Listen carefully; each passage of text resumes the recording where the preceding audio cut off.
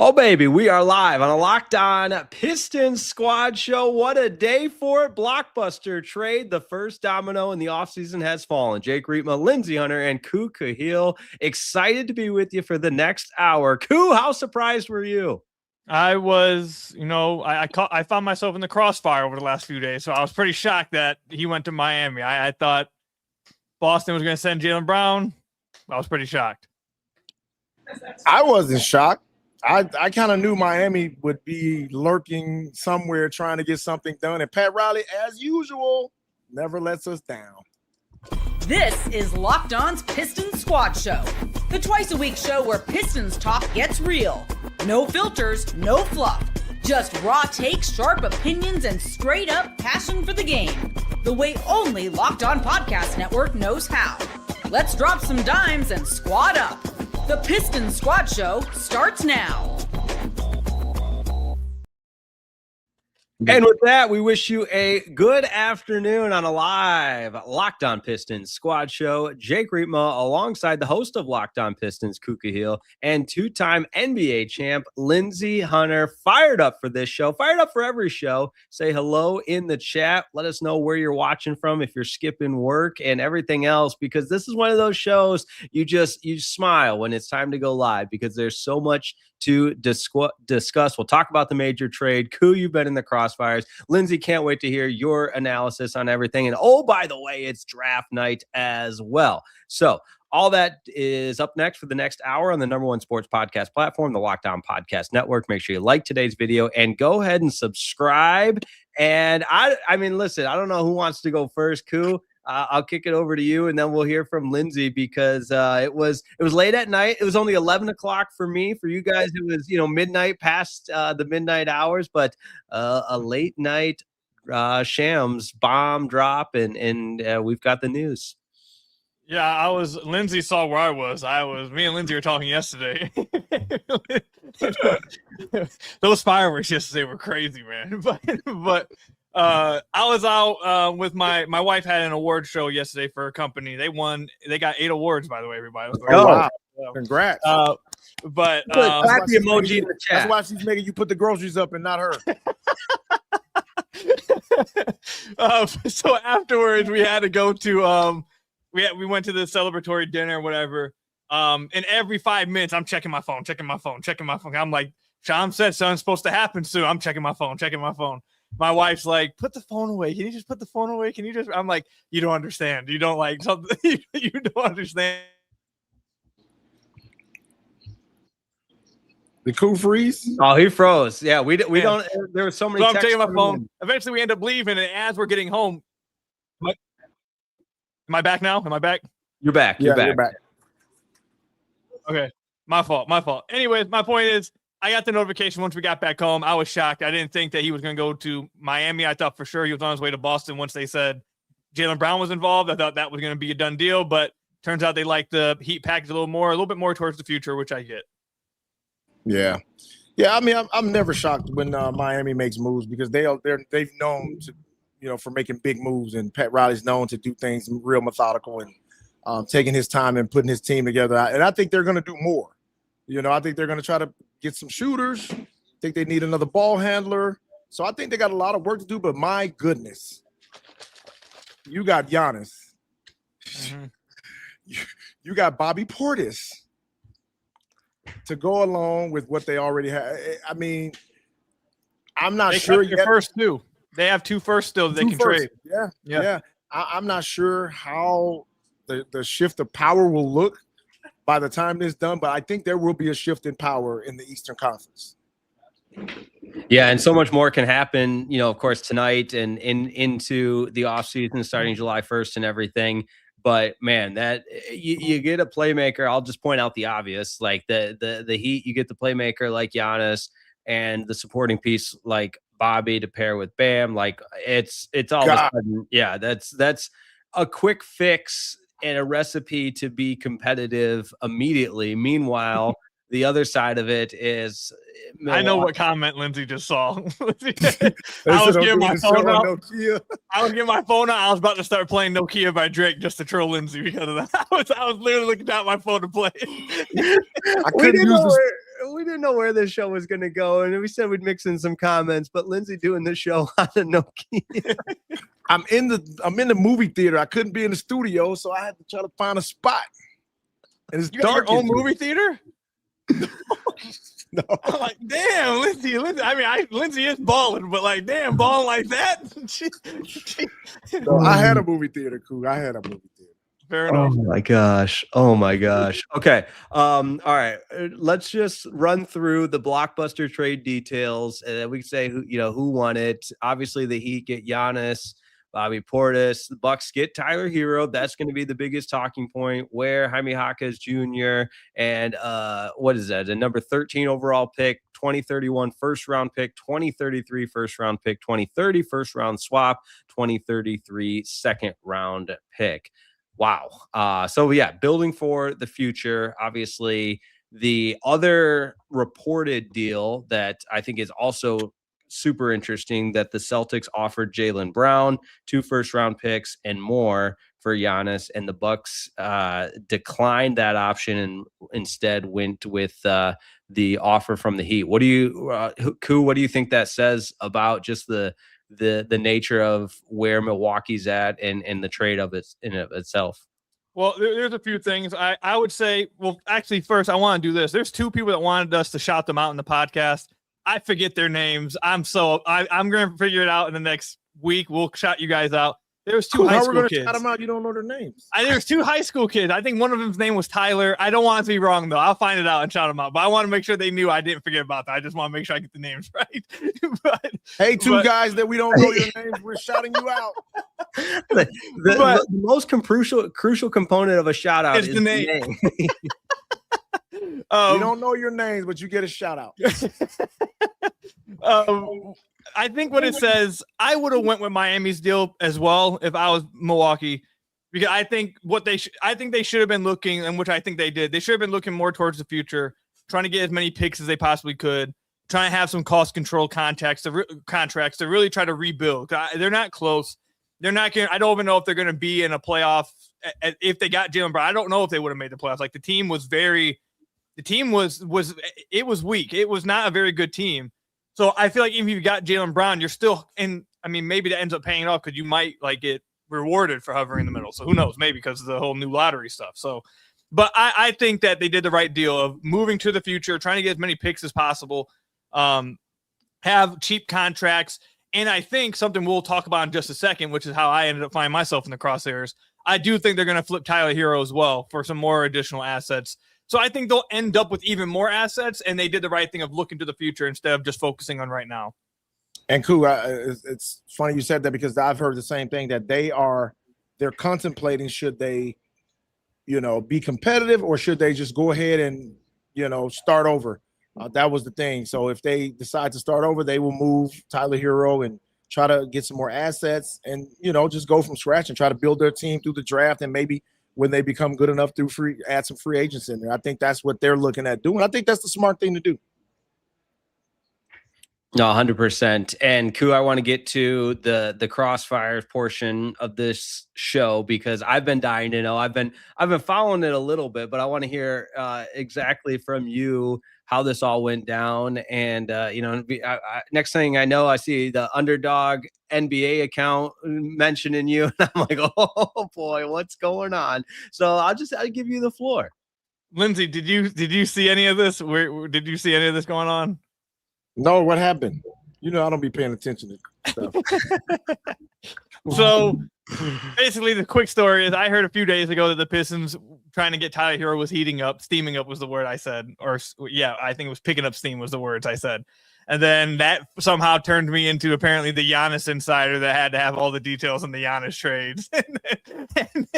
and I ended up finding myself in the crosshairs. The next day, people were quoting me saying I said that, Milwaukee was torturing Miami with not accepting the offer, because on a podcast I joked and said they probably feel like they're being tortured, and people were It was bad. It was bad. I was here. I thought it was just going to stay in the Pistons community. Then I'm like, hey, it sounds like Pistons are really heating up trying to get Hero. Then all of a sudden it blows up out of the community. And now every single word I say is like, I'm providing. And it was at first I thought it was going to be really good. It quickly turned for the worst. It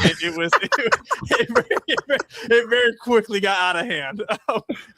But I will speak on the Tyler Hero stuff. I did just record a podcast and posted a few hours ago, but I know there's a lot of people that when Shams went on Get Up and said this is going to be a 2-team deal, no other teams are involved. I don't think people listened to his full statement because what he was getting at basically is that Miami or Milwaukee essentially wanted to come to a deal with one of these teams that even if they don't have a third, fourth team, if they can't get a third, we're cool with this deal we have. So we can add third team, we can add a fourth team, we can try to expand it. But if we can't, this deal is good enough for both. That's what basically he was trying to get to.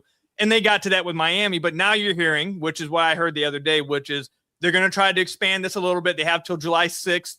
They're going to talk with teams. They're going to try to expand to a 3 or 4 team deal. I did hear a few days ago the Lakers were trying to get involved. I don't know if they still are. But I do know that the Pistons still have interest in Tyler Hero. They still would like to add him to the team. I think Brett Seigel reported that as well today. I think Mark Stein also dropped an article while I was recording the podcast, said the same thing. Pistons still have interest in Tyler Hero. That's not gone away.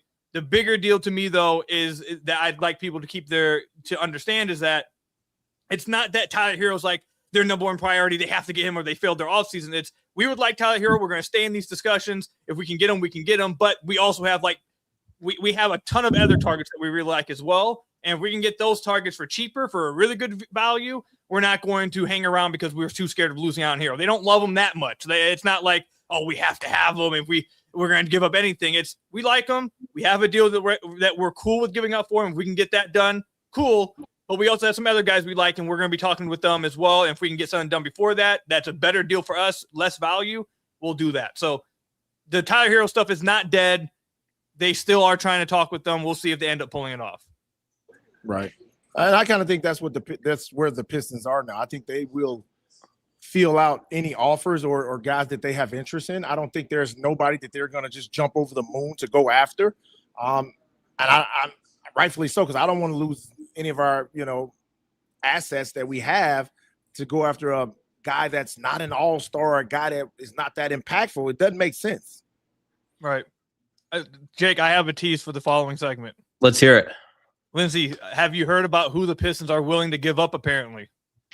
Yes. Oh, let's talk about it. We gotta get Lindsey's reaction later. We got to come back.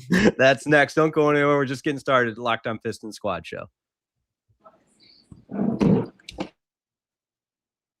Today's episode of the Locked On Pistons Squad Show, well, it's brought to you by our really good friends over at Kalshi. You can trade on anything and whether it's the World Cup, maybe it's baseball, anything.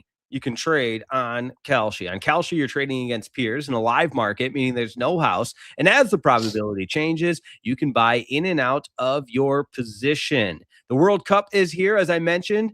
And, it's the most electric time in soccer. That's right. It doesn't get any more electric than trading on Kalshi. Here's how it works. And you can go to Kalshi yourself and check it all out.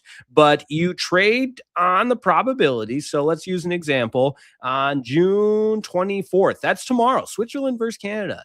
Switzerland is trading at 40% probability to beat Canada. That means a $100 trade for Switzerland to win pays out $239.92. Don't forget about that 92 cents there. As the World Cup heats up, those numbers move in real time, and you can buy in and out at any time. And for a limited time, download the Kalshi app and use that code LOCKEDON, LOCKED, LOCKEDON, to get $10 when you trade 10. Kalshi, spell it Kalshi, Kalshi. Trade on anything. 18 plus only. Restrictions and eligibility requirements apply. Event contracting, trading involves risk and may not be suitable for all investors. Prices, values, and available markets may differ from those mentioned. For more information, see kalshi.com/regulatory.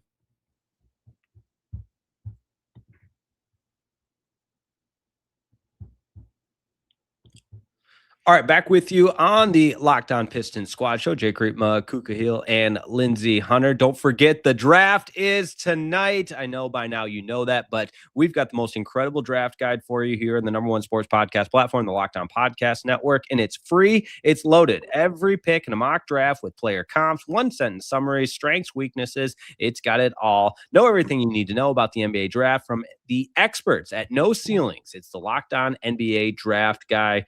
Kud, I know you have contributed to that as well. The No Ceilings, great stuff there. Not too late to get in on the action before it all gets underway tonight. That draft guide, truly, if you guys haven't checked it out, make sure you guys do. It's absolutely like at 100 pages of in-depth analysis on each player that could go in the first round. It was like, that's why I've used this entire time. They did a great job with it. No Ceilings. Great stuff there. Tremendous tease, and let's get into it. Roll up our sleeves a little bit. We understand the trade with Giannis happened and send him to Miami, but it's time to focus in on our Detroit Pistons, and it's time to see what their next move is. And as you pointed out in the tease, who they might be willing to part ways with. So, Lindsey, let me go ahead and set you up here. I'm ready to. I've been waiting to hear Lindsey rant about this since it broke. So last week, I heard that they might be willing to move these two players, and I was shocked. I was pretty shocked. Well, one of them I wasn't shocked. One, I'll say I wasn't shocked. The other one, I was pretty shocked. And then Omari reported it. Omari of the Free Press. He reported it yesterday, I think last morning, in that the Pistons apparently are willing to move on. I don't want to misquote Omari. Basically, what he said is that the Pistons are willing to move Duncan Robinson, Stu, which I think we've talked a lot about. That seems like Stu is. It seems like he's probably most likely want to be moved this summer. But then they also included Ron Holland, apparently willing to move Ron as well. Lindsey, just what are your what's your thoughts on moving those two guys?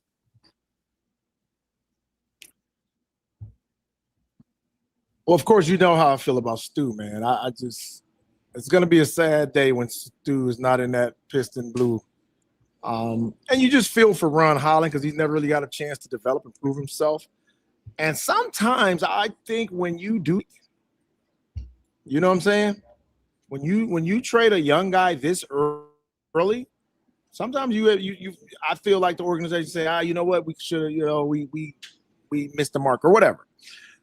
If you weren't going to just develop him because he's a young guy. Man, it's tough in these situations. I remember being in situations like this, it's just hard, and you never know like what your stability is with an organization if you're not a main cog in the organization. And but in Stu's case, Stu was one of our main cogs. But I'll tell players this. I always say this to young players. When this time comes around, I had to tell Jerome Williams this. He was all sad when his name was all mentioned in trade talks. And I said, hey, don't be sad when they start mentioning you in trade talks. Be sad when they don't mention you in trade talks because that means nobody wants you. Yeah. That's a good way to look at it. Yeah, it has to be, because one thing about it, when they want you, they got banks in every state in the United States.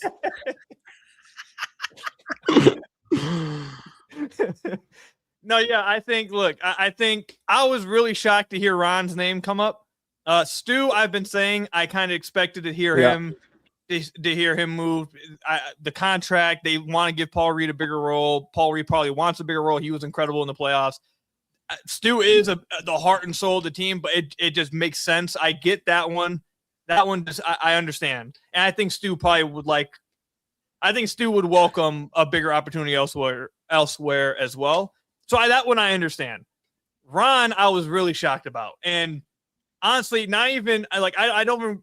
I see a few people in the chat talking about, well, what do you get? Who are you giving them up for? Like, what kind of player are you trying to get for that? If you guys want to talk on that, I'll let them hit on that. What I really was shocked about, or my biggest takeaway was, man, if they're willing to include Ron in a trade for Tyler Hero, they must have lost some belief in Ron. Like that, if you are hearing that they're willing to move him, because it felt like before the season ended, like if they're including Ron, it's because they're going after. And I'm not trying to say Tyler Hero's trash. That's not what I'm saying. Tyler Hero's good. But it felt like before the season ended, like if you're trading Ron Holland, you're going after, like they must be adding 3 picks to it. They're going after, at player X superstar, whatever, or the player X all-star caliber every year kind of player. That's what it felt like to me, the only way they would ever consider moving Ron. But the fact that we hear Ron's apparently available in a hero trade, my initial take was, man, there must be some kind of slippage in belief in Ron and Ausar playing together ever. Like that was my initial thought process. I don't think they move him if they believe that's something that can happen. They must have lost, or maybe they might not move him. Maybe they stay on the course with it. But just the fact that we're hearing that he's even on the table for hero, that they're willing to move, I felt like, man, that says that they must have lost something in their belief that those two guys can play together. Yeah, but think about this. What's Ron's value right now? Like, he hasn't shown enough to demand, any type of value. And as high as we picked him, you feel bad. Like, man, we picked him really high. Expectations for him to grow with this organization were really high. And now, like you said, maybe they've come to the realization that maybe his ceiling is not where we thought it would be. And that's, unfortunate for Ron, unfortunate for the Pistons. And, but, an organization is always going to do what's best for the organization. And players, you got to realize that. For sure. I had one thought kind of along those same lines. It's a little bit of a left turn, but wanted to pick both your guys' brain on it, just in the sense that for Trajan, this is such a pivotal point to really, put his fingerprints, his stamp on the future of the organization. And when something gets as much steam and wind as the potential for a big trade for Tyler Hero, and then it doesn't come into fruition, what do you think that impacts just from the mindset of the front office? Do you think it, and I'm not using the term, urgency or desperation, anything of that nature, but at the same time, you're in this window of the offseason. Do you think it shifts the focus a little bit and kind of, as the puzzle pieces and chess pieces get moved around a little bit more, there is a little bit different sense of, just wherewithal for guys that now all of a sudden you are a little bit more willing to move on from? I think that I saw someone comment this, and I think this is a really good way of putting it. I think what Trajan is showing is selective aggression. I don't think it's not like I said earlier, it's not we need Tyler Hero, he's the guy, and if we can't get him, oh God, we got to pivot elsewhere. From what I've been told over the last, I got an update this morning, but what I've just been told the last few weeks, Trajan is turning over every single stone. They have multiple different avenues that he's looking at. Okay, if we go down this avenue, we can do this. If we go down this avenue, we can do this. If this doesn't work out, then we have this. Okay, what about this? What about that? Like, he is, I don't know if simply not, if they don't get Tyler Hero, it could be because they backed out of getting Tyler Hero and they found someone else they liked more. Like, there is a lot of things on the table, and there's so many things that Trajan is looking at possibly doing, to where I don't know if Tyler Hero, whether it works out or doesn't, if they end up getting him, I don't know if that really impacts where Trajan's at this summer. I think we've already seen a little bit of a switch in the front office's mind about where they're at this summer in regards to being aggressive. They are looking at a ton of different solutions, ton of different possibilities. It feels like they're ready. I'm not trying to say he's a perfect GM or they're like the best GM of front office ever, but from what I understand, it feels like they are ready for a ton of different outcomes and a ton of different roads to go down. Well, I think that's only right. I think that's only fitting for an organization in this situation we're in now. You go from being, non-existent in playoff talks to 2 years in a row. You've moved up and you've gotten better, and now expectations have changed. Now we're looking at teams that we should be approaching the championship levels team, and now you have to make championship level moves. Now that doesn't mean it's going to be a Miami Heat type move. It could be a subtle move that adds value that probably nobody saw coming. And I think that's what Trajan is preparing himself for. I think he's putting his fishing lines all over the place to see, what's the best bite, what's the best move, what's the best avenue. And I think that's the right way to do it. I think Trajan will be selectively, he'll be very selective in what he does and how he's very methodical. If we've watched him in the past, yes. He's not going to rush into anything. And I like his approach. I think he's done a great job of moving the team forward. And I think he'll continue to do that. What's crazy is that I talked with someone last week that has known Trajan for a long time. I came across them and they were like, you know what? I've known Trajan for a really long time. And we were talking. He was like, exactly what you're seeing from him now is what I've always known to be. He's very He's very calculated, very smart, patient, very, very knows what he wants to do, but is not going to rush anything. Like he's a very smart, composed, calculated person. He's always been that. And that's exactly what we've seen from him since he's joined the Pistons. I feel like we should go back to some of the narratives after his presser a few days ago. So many fans were like, oh, they're not doing anything. He's not going to be aggressive. He's scared. He's not doing that. I have heard whether it's big time reporters, whether it's the national insiders, whether it's the Athletic, whether it's Brett Seigel, Clutch Points, whoever you want to go, whether it's little old Khahil in Locked On Pistons, nothing I have heard or we've heard from anyone else suggests that they are not being aggressive. Like, I don't know. Like, I feel like a lot of fans, maybe I won't ask for an apology now because they haven't done nothing yet. But the idea that they're not going to be aggressive is just kind of just crazy to me and kind of just made up. Nothing that we have heard suggests that Trajan's not being aggressive right now. The fact that we've heard that he's willing to put Ron on the table should let you know how aggressive they're being. Because a few months ago, it was Ron's not being moved. We're not even considering it. The fact that that's even being said that's on the table now should let you know that they are being aggressive. It's just the offseason just started. We don't need to see anything happen yet. They're going through everything.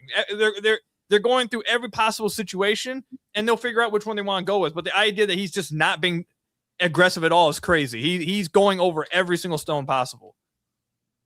Well, just because everything's not broadcasted doesn't mean a team isn't being, active in trade talks or active in trying to acquire players. And I think that's the big thing. Trajan is not broadcasting his business or what he's doing publicly. Like we hear a lot of teams put a lot of things out there.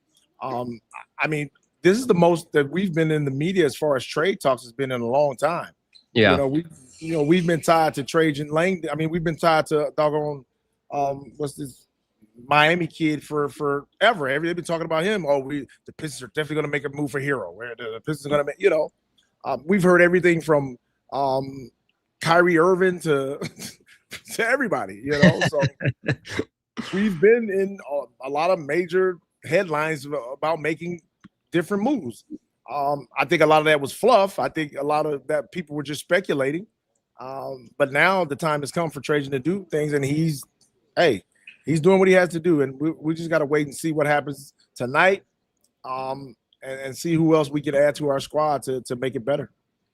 Jake, there was another point I wanted to bring up real quick is that Jake, I know you've been more. I feel like we talked about it or maybe 2-3 episodes ago when you were more on the I'm willing to move Ron side.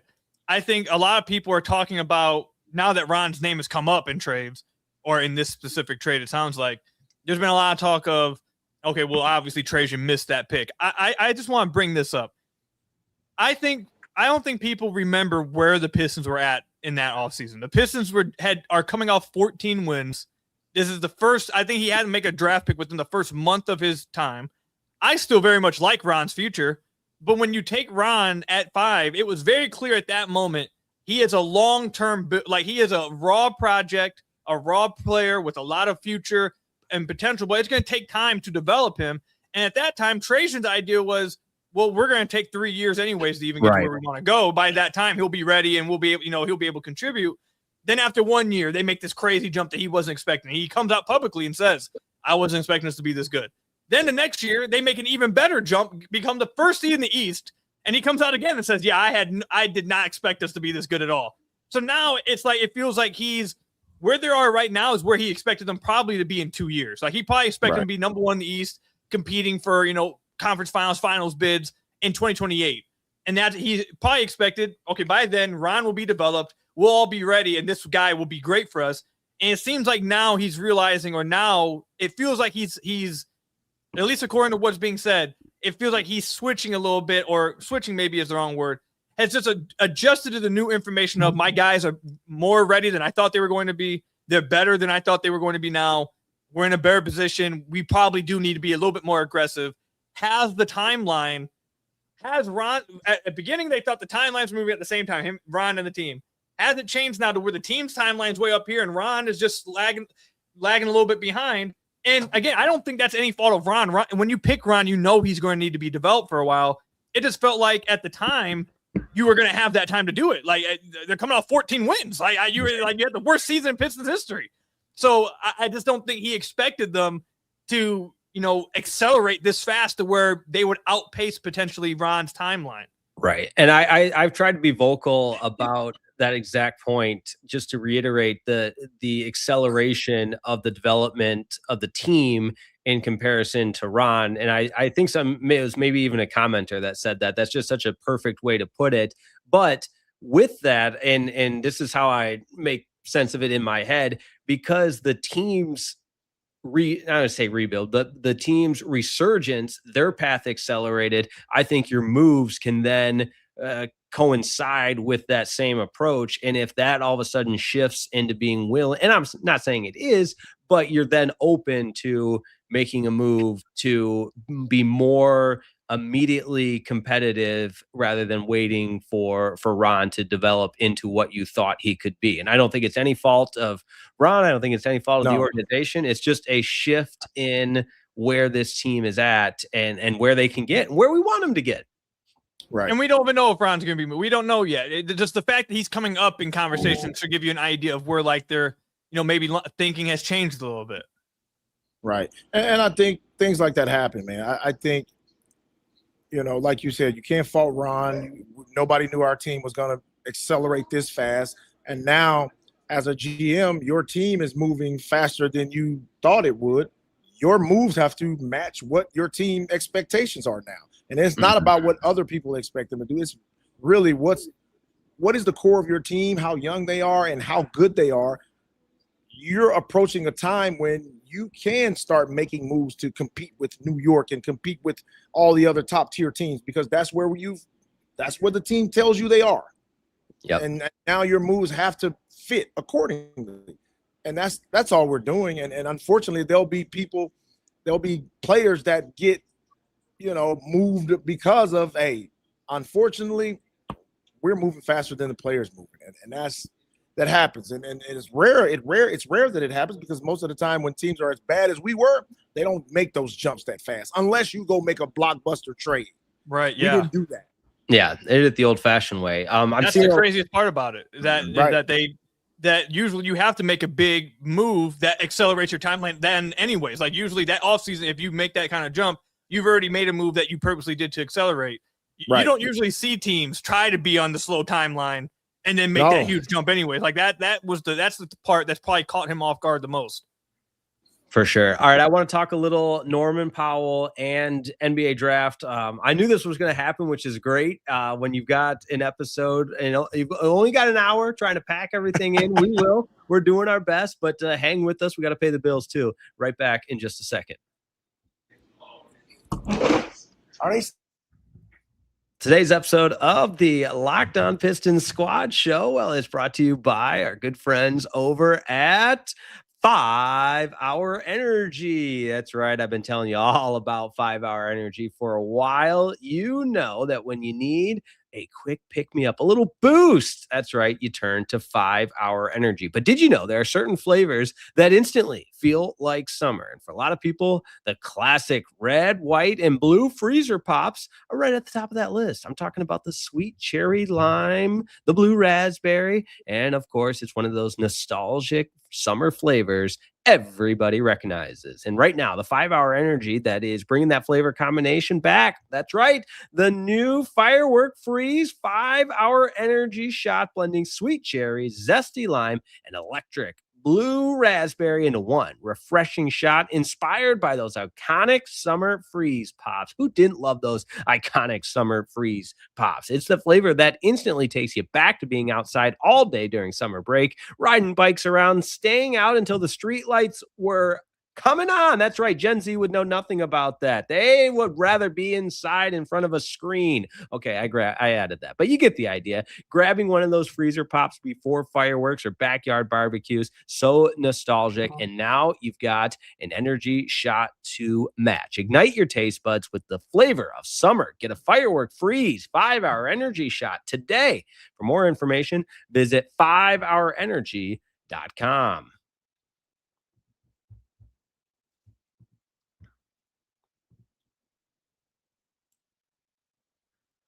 All right, back with you. Locked On Pistons Squad Show. Jake Riepma, Lindsey Hunter, Khahil, and the name that surfaced this morning from Mark Stein, Norman Powell, all-star guard from the Miami Heat. Of course, the Heat been in the news for obvious reasons. Now might be looking to make some more moves and offload some of that payroll and everything else. And the Pistons could be suitors for a guy like Norman Powell. Koo, Lindsey, I'll go to you first. Koo, what do you think of just that idea? So in Mark Stein's article, these are the names that he had on the list of players they've been told that the Pistons will be interested in. If I could just find it here, right here. He mentioned Tyler Hero, that they're still very much in the hunt for him. But then he also mentioned Powell. He said he would add Powell to the list of Hero, Kobe White, and Isaiah Joe. So that's the list that he made for the Pistons that he's heard them connected to the most. He mentioned that there are other names that he's heard they're interested in, but they are much more difficult to acquire. Lindsey mentioned some of them earlier: Trey Murphy, Austin Reeves, and Kyrie Irving. I don't think Kyrie Irving is someone they can get. No. Austin Reeves, I'm pretty sure the only way that you really could make that happen is if you sign and trade Jalen Duren, and I don't get the feeling that they're going to want to do that. And Trey Murphy is someone that I've been told they really would really love on this team. They're very interested, but the price is just so insane that they'll move on. They've kind of moved on from that, unless the price falls down from where it was a few days ago. It's been ridiculous. So those are the names we're looking at. Norman Powell. I don't know about you guys. Norman, if they're going to get somebody, I would rather Hero than Norman Powell. He's younger. Powell's a little bit older. He's like, what is he, 32 now, 33? I would be okay with Powell. There's a few other guys, though, that I probably would like a little more. But Powell, I mean, you kind of get the gist of what they're looking at. They're looking at guards that can shoot, like guards that can go out there, let it fly, and score. Right. But there's a few, like I would really like Isaiah Joe, like how, what's his name? Who was it? The Hawks got Aaron Wiggins from them for 2 seconds, I think it was. Right. If they could get Isaiah Joe for a second or two, I'd love that. I think that would be a great deal, low value deal. But yeah, Norman Powell would be fine. I'd like Hero more, but he obviously is probably going to cost more than Powell. But I think Powell would be straight. Yeah, none of these names really, Kyrie, Dallas has already said they're not trading Kyrie. Yeah. So I don't know what everybody's talking about him for. I don't know, man. I hope they go another avenue. I wouldn't mind Tyler Hero. I think he would be, he'd be workable for us. Kobe White, I'm still thinking about. I don't know if we've deaded that situation. But then I heard Zach LaVine name start popping up for some strange reason. Mm-hmm. I don't know what that's about. But like you said, Koo, Trades is probably talking to everybody. So yeah. we don't know who we'll end up with, but I know, we do need shooting and we do need playmaking. Yeah, it feels like Trajan definitely has the, leave no stone unturned mentality that he's going to inquire and he's going to have a feel on what's available, on the move that needs to be made, and maybe something breaks, with the draft coming up. But it's kind of everybody waiting on pins and needles of what it might look like. And once it drops, I mean, it's going to be exciting. And Lindsey, I think you said it, you as well, that I mean, how fast the Pistons have gotten into this position to be making, almost the feel of one move away, I think is a big takeaway for me, for sure. Right. Yeah, Zach LaVine's name got brought up a few days ago as well, Lindsey. It sounds like the only way any team's going after him is if he comes to a buyout with the Kings, which it sounds like he is going to opt into his option. We'll see if the Kings buy him out. I don't know if they actually will. It sounds like they might be getting involved in a game of like pettiness, like both sides just going to be petty with each other. That's what it sounds like. So don't know but if he were to get bought out, I think you would very much see the Pistons be interested to get him on a cheap deal. I don't think any teams, I'd be shocked if any team takes on that $50 million, I think it's like $46 million. I'd be shocked if any team took that. But if he gets bought out, if he comes to an agreement with the buyout with Sacramento, I definitely could see the Pistons involved in that. But yeah, you're seeing them, all the names that you're seeing them attached to, it's guards that can shoot, guards that can play make a little bit. So I think you're getting an idea of what they want. I know that they really like I know they really want to get a new starting four. They really want to get that as well, but those are much harder to come by. Those are much hard. You're probably giving up a lot of assets to get one of those. We'll talk about the draft a little bit later. I think they might get one tonight as well. But we know what they're looking at. Like, it's very clear. Like, if anything's clear, we know what it is that they're looking at and what they want to add. Right. I'm curious to see if Trajan's going to trade up in this draft tonight. I think that's going to happen. That's where I wanted to go next. Perfect segue, because I saw the comment with the Pistons trade up for Cam Carr. I think the three of us collectively, I don't want to speak for you guys, love Cam Carr's game and wouldn't hate that idea. And as this all starts to evolve, that's a whole nother, sidebar to get into of what the Pistons want to do with that 21st overall pick, or just in draft sense in general. And Khahil, I've enjoyed your draft stuff and it's always constantly changing. Do you feel like, hey, on July 23rd at 1, or 2:20 in the afternoon, that they're still in that position? Yeah, I think my prediction I think they're going to trade up for Yaxel. That's what I think is going to end up happening here. Yaxel. Yep. I think that I've heard for weeks that they really like him. Now there's 3 or 4 guys that I've heard that they really have identified that they very much like, but it seems like a few, at least 3 of them, it sounds like, are people they expect to go before them. And according to reports today, a lot of people are expecting Yaxel to fall out of the lottery, that he might get to 14, 15.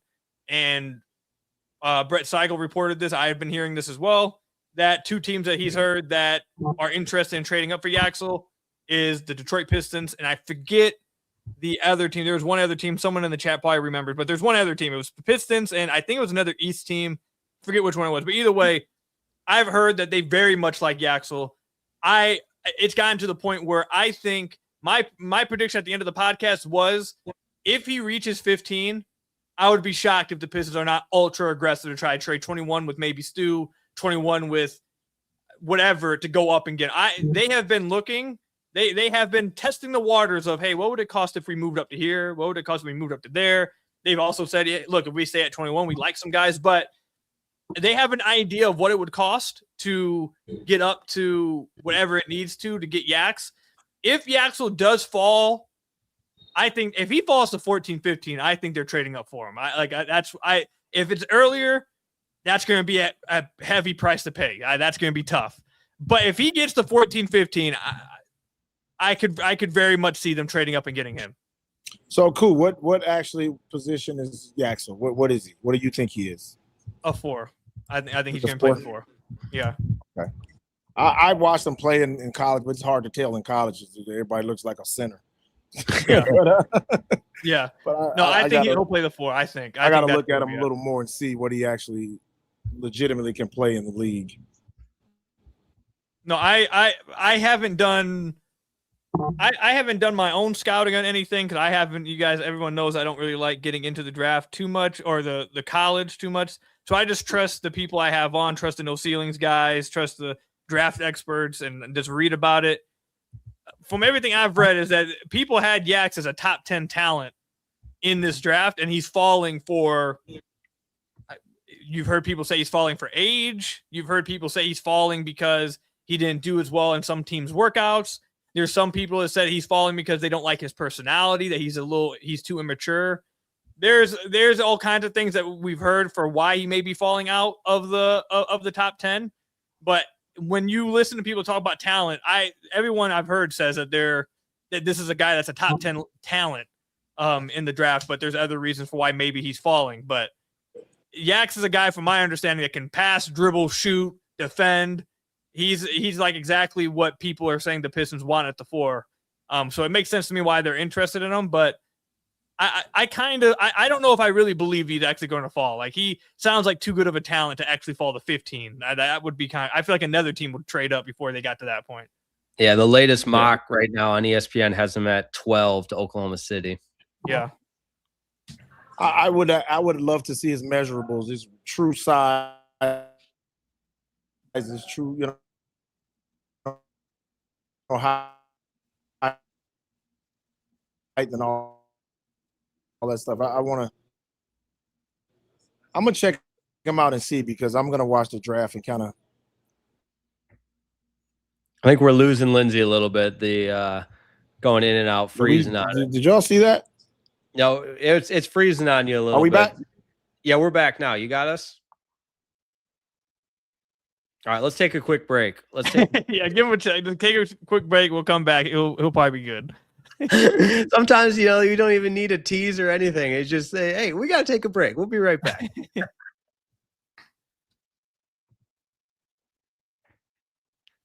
Today's episode of the Locked On Pistons Squad Show is brought to you by our good friends over at Indeed.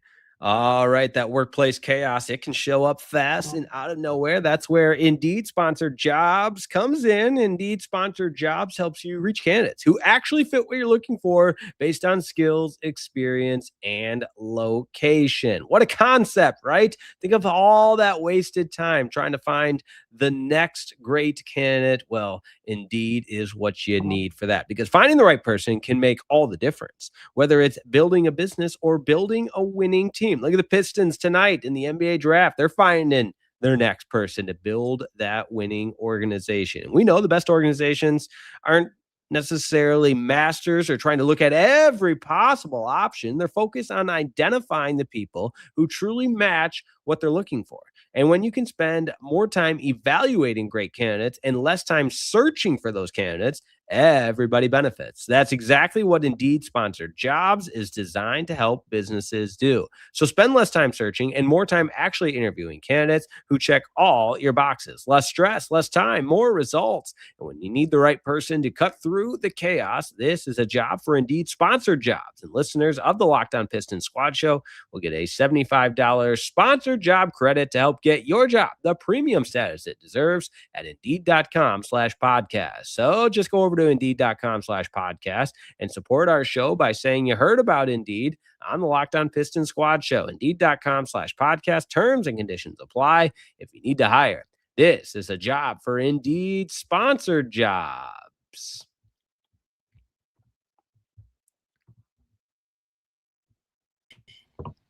All right, I think we got Lindsey back. We're good to go. Hey, that timed up perfectly with the ad break. We start to lose a little internet, and now we're back. And I got some light. Yeah, the lighting's even better. I love it. It's the Locked On Pistons Squad Show. As we always do, we'll close it out with a little Q&A as the Pistons get set for the draft tonight, currently holding the 21st overall pick.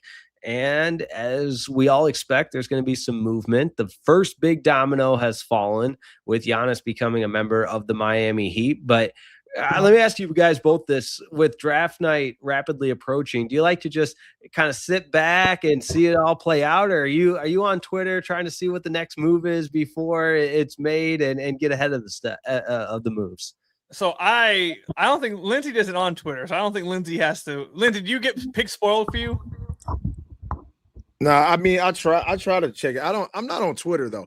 Hey, you remember when they found out Joe D was leaking the draft picks? I don't remember when that happened. When? You don't remember that? No, when? I vaguely remember it. Yeah, so the NBA was trying to figure out who kept giving one of the sports writers kept getting the picks before they would even get picked. And it was Joe D? Joe D was leaking them. How long ago was this? This was like I can't remember the year. Recent, but they did a long time ago. It's kind of a long time ago. Okay. And they I don't know how they figured it out, but they did something. It was Woj. Yep, somebody in the chat got it. Joe D was Woj's boy. Yeah, he was leaking the picks to Woj before the picks happened, and Woj would say, "Oh, such and such is going next." Yes, yeah. How the hell he keep getting this? This is looking according to a quick Google AI 2010, so not too a decent amount of time ago. I didn't know that. I wanted to fire up this comment we got early in the show. Hopefully he's still watching. It was a guy by the name of Chris that wanted a Lindsey Hunter. Here it is. Chris Getty 1009 from Westlake, Ohio. Lindsey, can you give me a Joe Dumeier story, please? I just gave you I was one. gonna say he just gave. He just gave. Now you asking for two. Yeah. I think they investigated it though. They had like people watching to see who was on the phones, and I guess they caught Jody texting or something. Oh man. Oh, that's funny, dude. That's good stuff. All right, we'll wrap it up with a little Q&A. That's how we like to end these types of shows, and we'll lead off with Monique Miller 7078. Question for Lindsey: do you think Stu in a first round is worth Yaxel? Worth it for Yaxel? Not for me. Not for me. I'm keeping Beef Stew, but I don't know, man. It's gonna be. I'm curious to see what will happen. I'm just because, and I'm not saying Yaxel is not going to be a fine NBA player. I just don't know enough about him. I haven't seen him play enough to know legitimately what he is and what he actually brings to the table. So let me read. I'll read you what No Ceilings had their one sentence. And for everyone who didn't get the draft guide or look at it, you guys can still look at it all in the description down below. It's a great job. So he's 24, 6'9" height, 7'3" wingspan. He's 240 pounds. The NBA comp they gave him was OG Anunoby, and the sentence they gave, the sentence they gave for Yaxel was 6'9" Swiss Army knife, whose rare combination of elite passing, dramatically improved shooting, versatile defense makes him the plug and play piece. Age being the only real caveat in an otherwise elite profile. And in his four strengths, they have dribble, pass, shoot, defend at 6'9", shooting development, versatile defender, and then some other stuff. Lindsey doesn't care about like advanced numbers and stuff. But but that's what they described him as. And in the Locked On mock draft, he went number 10 to Milwaukee. So that's where. But we did that like a few weeks ago. So that's before all this stuff came out. But that's just a quick sentence they had for him. Obviously, everyone doesn't have to agree, but just to give anyone an idea of what some people have said about him. That was what No Ceilings and Locked On NBA Draft had for him. I like it. Good question here from whenever Danny Phantom. Yeah, Danny. I was just gonna say, I know there's a name. Just put the numbers throw me off, man. I'm looking. Did you watch Danny Phantom, Jake? No, I didn't watch Danny Phantom. Oh my God, dog! No shot. Lindsey, do you know who Danny Phantom is? No I don't idea. know. Thank you, well, Lindsey not knowing who Danny Phantom is fair enough. Lindsey, Jake, you didn't watch Danny Phantom? No, is it like a cartoon or something? Oh my God, chat. Roast. Yeah, I need help. Chat, come on. I need some support here. We didn't know who Danny Phantom was. How much older are you than me, Jake? Dude, I'm old. Look at the gray in the beard, man. I'm 30. Jake, I don't have any hair anymore, so I don't know if we can talk about. No, I wasn't allowed to watch cartoons as a kid. It was only sports, man. No, I'm kidding around. But Danny Phantom went from 04 to 07. Oh, on Nickelodeon. Yeah. Okay, yeah. No, I was on Sports Center, man. I was watching PTI, practicing for my future career. Figuring out how to argue sports and everything. All right, if we don't trade up, who is our pick for us at 21? Because the most recent ESPN mock has the Pistons taking Isaiah Evans from Duke, sophomore shooting guard. We've talked about him on this show. I like that pick. I'm a Bennett Sturts guy, though, from Iowa. I just think if he's there, snag him. But I also think that there's definitely a potential for the trade. The NBA Draft Net has your guy Sturts at 19. Yeah. Toronto. To Toronto. They got Yaxel at 18 to Charlotte. Yeah, see, if he falls that far, Pistons are trading for him. I don't think he makes it past 16, to be honest. I think if he gets there, Pistons are trading up. I don't know. I got to see this Yaxel guy. I think if he makes it that far, I would be utterly shocked if the Pistons don't trade up for him. Corey, someone just said that. Corey is someone I've also heard the Pistons are they really, really like, but he's another guy that I think they'd have to trade up for. Like a lot of the guys I've heard that they like, they think they'll have to trade up for. But if they stay at 21, like Sturts is the guy I keep hearing from like some of the draft people I talk to that they really like for the Pistons. But he's another guy that, like Lindsey just said, it sounds like Toronto might take him before he even gets to 21. So right, it depends who's. It's hard to guess who's even going to be available because it feels like the draft from like 8 to 23 could just be anywhere. Be all over the, yeah. It's so much talent in this like middle pack, such a deep draft where people could go anywhere. So it's hard to know who actually could be available. To take like a safe pick, I'd say Sturts, Alan Graves is someone I think they could pick if they stay at 21. Evans would be interesting. He's a lights out shooter. He's in the argument for the best shooter in the draft class from what I've been told. But he doesn't have as much of an off the dribble game. The comparison actually I got, Lindsey, I don't know if you know do you know much about Isaiah Evans? No. So Jake, the comparison that No Ceilings gave or Ant Wright, which I have a funny story. Yeah, he was on your show. Yeah, I have a funny story I had to tell you guys with that.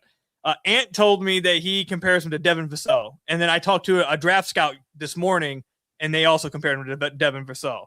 So that's the kind of player there with him, except it feels like he's a better outside shooter. At least that's what my feeling is. I get the feeling of this. Oh, now we're losing Koo. Is it just me or are we just losing people left? No, who's frozen? All right, Koo's Remind frozen. me You know what? We're gonna chalk this one up to StreamYard. We're gonna put this on StreamYard. Right. Once we get I have to Koo tell you back, about with Ant though. So do you guys know who Ant Wright is? now you're coming My back. back. You were frozen for back. the longest time. You were frozen. Start from the top. Ant Wright. I don't know who. I don't know how. I got my Ethernet cord plugged in and I don't know how. Well, this never happens to me. Technology, buddy. It happens. Can't have the best technology in the world. It'll freeze up. Do you guys know who Ant Wright is? I just follow him on Twitter, and obviously he's a big time name and contributor, but I don't know like how he became Ant Wright. I don't know the background. Lindsey, do you know who Ant Wright is? No. Okay, so all right, fair enough. So I feel less bad about this. So Ant is someone who's very big in the draft community. He does a bunch of draft stuff. I followed him for like 10 years. He's been deep in all that stuff. He's come on the podcast multiple times the last few years. He's funny. We get along, whatever, blah, blah. So I had him on the podcast recently, and we're joking around back and forth, whatever. And I asked him, because he's always talking about Michigan. He's always talking about like Michigan prospects. He's always talking about like Michigan high school people. He always seems like he has like a connect to Michigan. So I'm like, hey, so Ant, like, what is your connect to Michigan? Like, are you from here? Like, do you like have family from here? Like, what is it that like, because it feels like, I know you're a draft guy, but it feels like you really hyper focus on Michigan. Like, what, do you have a tie here? He looks at me. He's like, are you serious right now? I'm like, am I missing something? he's like, you can't be, you gotta be joking right now. I was like, no, I'm for real. Ant played at Michigan. He was a basketball player at Michigan from 2007 to 2011. What? I completely disrespected him. I was like, I had no clue that you were on the team. Like you played at Michigan. Apparently, he played with Michael Beasley. He played with KD at Oak Hill. He sent me a bunch of pictures. Like he played with them. He was a top prospect, whatever, I guess. And then he sent me, Anthony Wright. And he played against Blake. He sent me a picture of him and Blake squaring off against each other. And I was like, to be fair, I don't watch college basketball a ton. Like I don't know anything about college basketball, so don't be too mad. But he did play with someone I do remember. They had a point guard, I think like Darius Morris was his name or something. Yeah, I remember Morris, yep. Yeah, he played with him. And Morgan, I think, was there a big man, Derek Morgan, I think it was, I forget his name, but yeah, that was the funny story. I had a whole former Michigan player. I've had him on multiple times. Talking about the draft. We're cool and everything. I had no clue that he played in Michigan. You knew nothing about. I had zero. That's like Lindsey coming on the podcast and me being like, Lindsey, what's your tie to the Pistons? I was a trainer. I was a trainer back in 02 through 04. Oh, he's okay. I see Ant Wright. I'm still not familiar with him though. Yeah, apparently he played at Michigan. He played at Oak Hill with Beasley and KD and Ty Lawson and those guys. Yeah, and I knew a lot of Michigan players back in the day. You remember the big Morgan kid from Yeah, he played with him. So I used to train him for a while. Oh, you did? Yeah. How'd that go? That lazy sucker didn't want to do nothing. I was waiting for that. And it comes at the perfect time, right as we're wrapping up. I knew we can't end the show unless we have Lindsey did not shy away from calling anybody lazy. Dog. He has probably called like 10 plus former players lazy. He even called his own son lazy. Oh, that was the all-time. Dude, that's on the Mount Rushmore of Lindsey quotes from the squad show. Bro, he was lazy, bro. He didn't want to work hard. I'm like, bro, you want to make it to the league? This is what you got to do. He was like, man, if it takes all that, man, I'm just going overseas. Oh my God. Who says that? You got opportunity. Did he actually say that? Yes. That's crazy, actually. That is crazy. Incredible. All right, we got the draft tonight. Looking forward to that. Looking forward to final predictions. Do they trade up, yes or no? Oh no, Bennett Sturt's at 21. That's the pick, baby. Lindsey, I think they trade up. I say trade up too. Dude, real quick, Sturts' story is crazy. He was playing Division II ball at Northwest Missouri State. Then his coach takes the job at Drake.